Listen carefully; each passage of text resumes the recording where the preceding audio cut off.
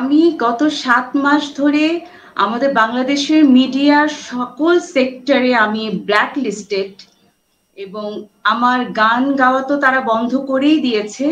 আমার গলাটা মনে হয় তারা চেপে ধরে আছে। আমি গান তো গাইতেই পারছি না, গানের সাথে আমার কোনো রকম সংযোগ নাই। কিন্তু জানেন, এই ভারতবর্ষে, মানে আমরা তো স্বাধীন ভারতবর্ষে বাস করি, আমাদের কণ্ঠ কেউ কখনো রোধ করে না। এবং এইরকম কোনো একজন সঙ্গীত শিল্পী ব্ল্যাক লিস্টেড, এটা আমরা ভাবতেও পারি না, মানে কখনো হয় না এটা আমাদের দেশে। হ্যাঁ, আমি আমি বরাবরই যখনই আওয়ামী লীগ সরকার ক্ষমতায় থাকে না তখনই আমাকে মোটামুটি সুন্দর করে ব্ল্যাক লিস্টেড করে দেয়।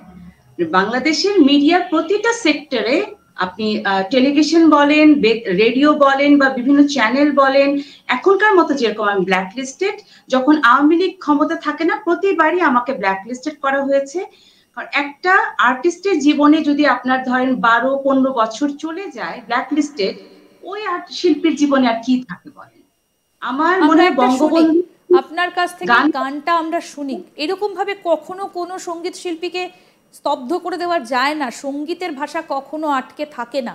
আপনি আজকে আজ তাক বাংলার দর্শকরা আজকে আপনার গান শুনবে, এবং গোটা ভারতবর্ষ গোটা বিশ্ব শুনবে আজ তাক বাংলার মাধ্যমে আপনার গান।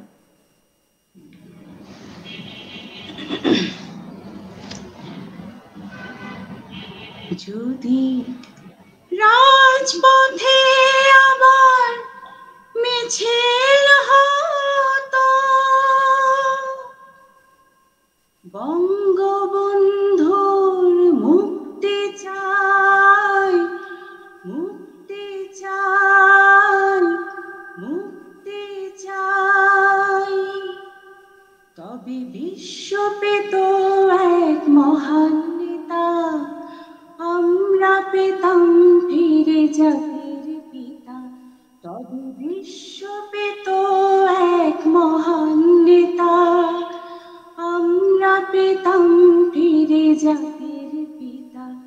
যদি রাত পোহালে শোনা যেত বঙ্গবন্ধু মরে নাই, যদি রাত পোহালে শোনা যেত বঙ্গবন্ধু মরে নাই, যদি রাজপথে আবার মিছিল হতো,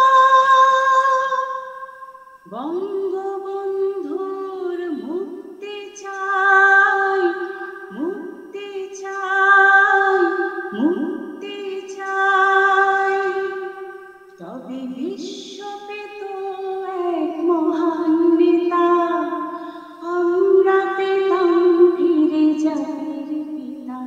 যদি রাত পোহালে শোনা যেত বঙ্গবন্ধু মরে নাই, যদি রাত পোহালে শোনা যেত বঙ্গবন্ধু মরে নাই।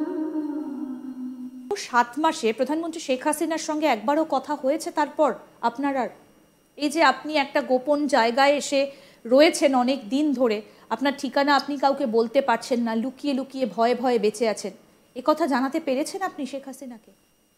না, আমার আমার সাথে ওনার কথা হয়নি, কিন্তু আমি তাকে আমার উপরে যে ঘটে যাওয়া আমি ঘটনাগুলো তাকে মেসেজে জানিয়েছি। উনি কোনো আমি আশ্বাস তাকে দিলেন আপনাকে তারপরে? তিনি আমার মাথার উপরে সবসময় আছেন, একটুকু আমাকে যে কোনো মাধ্যমে পৌঁছিয়েছেন যে আমি তোমার সাথে আছি, তোমার মা চলে গেছেন, আমি তো বেঁচে আছি, আমাকে তো আল্লাহ বাঁচিয়ে রেখেছেন, এবং কিছু বাকি কাজ করার জন্য আল্লাহ আমাকে বাঁচিয়ে রেখেছেন, একটুকু আমাকে কারো মাধ্যমে আমাকে মেসেজটা উনি দিয়েছেন। এবং আমি মনে করি যে আমার এক মা চলে গেছেন, জননেত্রী শেখ হাসিনা আমার আমার আরেকজন মা, আমার দেশটা আমার মা। এই আমার দেশটাকে পুনরুদ্ধার করা, এটা হলো আমাদের সবচেয়ে বড় দায়িত্ব এখন। আপনি যে বলছিলেন, খানিকক্ষণ আগেই বললেন যে শেখ হাসিনার যিনি কন্যা, প্রধানমন্ত্রীর কন্যা টিউলিপ, তার সঙ্গে আপনার একটা বন্ধুত্বপূর্ণ সম্পর্ক ছিল, এখনো যোগাযোগ হয়? তার সঙ্গে কথা বলেছেন? যোগাযোগ আছে? প্রধানমন্ত্রী শেখ হাসিনার কন্যা টিউলিপ না, ওটা পুতুল আপা। টিউলিপ হলো রেহানা ছোট আন্টির মেয়ে। আচ্ছা। শেখ রেহানার মেয়ে। হ্যাঁ, তো তার সঙ্গে টিউলিপের আপনার সাথে পরিচয় আছে?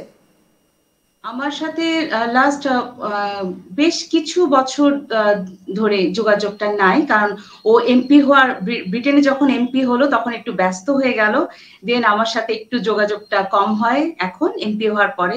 বাট আমাদের শৈশবটা খুব মজার কেটেছিল, আমরা একসাথে মিটু রোডের এটাই বাগানে আমরা এটাই আমি খেলতাম। বলবো যে উনি তো ব্রিটিশ এমপি ছিলেন এবং তার বিরুদ্ধে, টিউলিপের বিরুদ্ধেও একাধিক অভিযোগ উঠেছিল, সেটাও আমরা শুনেছি এবং আমরাও কি ঘটেছিল সেটাও আমরা দর্শকদের দেখিয়েছি, যে কিছু কিছু অভিযোগ তার বিরুদ্ধে উঠেছিল।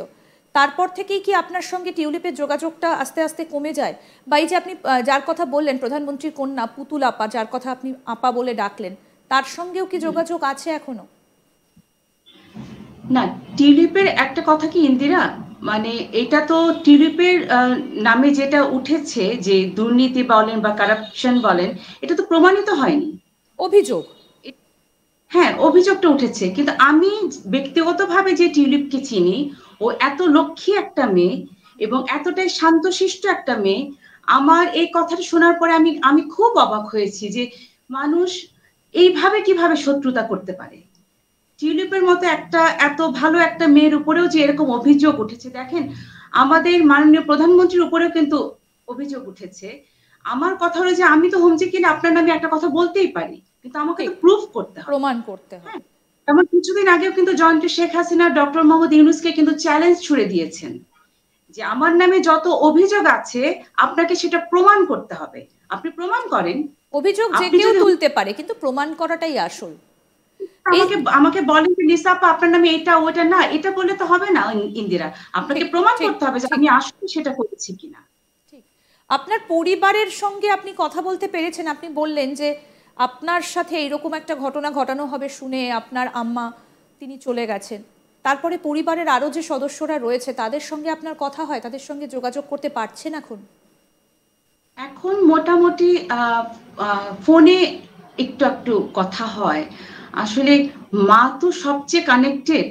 একদম। মানে আম্মা চলে যাওয়ার পরে ইন্দিরা, আমার মানে আমার পৃথিবীটা চলে গেছে। আমার এখন যেমন এখন আমাদের সামনে একটা ঈদ, আমার মনে হয় জীবনে আর উৎসব বলতে কি আমার জীবনে আর সেটা নাই। এবং আমার মনে হয় যে আমি হাসতে ভুলে গেছি, আমি কাঁদতেও ভুলে গেছি। আমার খালি মনে হচ্ছে যে আমার জন্য আমার বাচ্চাগুলো সাফারার হচ্ছে, এটা আমার কাছে খুব খারাপ লাগছে। আমার সারাক্ষণ অপরাধ তারা কি অপরাধ মনে অবস্থায় আছে? আপনার সন্তানরা কি অবস্থায় আছে এখন? আছে। ওরা আমার আমার সাথেই আছে ওইভাবে বন্দি অবস্থায়, বাট ওদেরকে যেহেতু ফেস কেউ মানে চেনে না, ওরা স্কুলে যাচ্ছে, ওরা পড়াশোনা করছে, কিন্তু মানে সবাই একটু বেরোতে পারলেও আমি 7 মাস ধরে টোটালি বাসাতে বন্দি, ঠিক। টোটালি বন্দি। আমি আপনার বাসা মনের থেকে বের অবস্থা, আপনার মনের অবস্থা একটা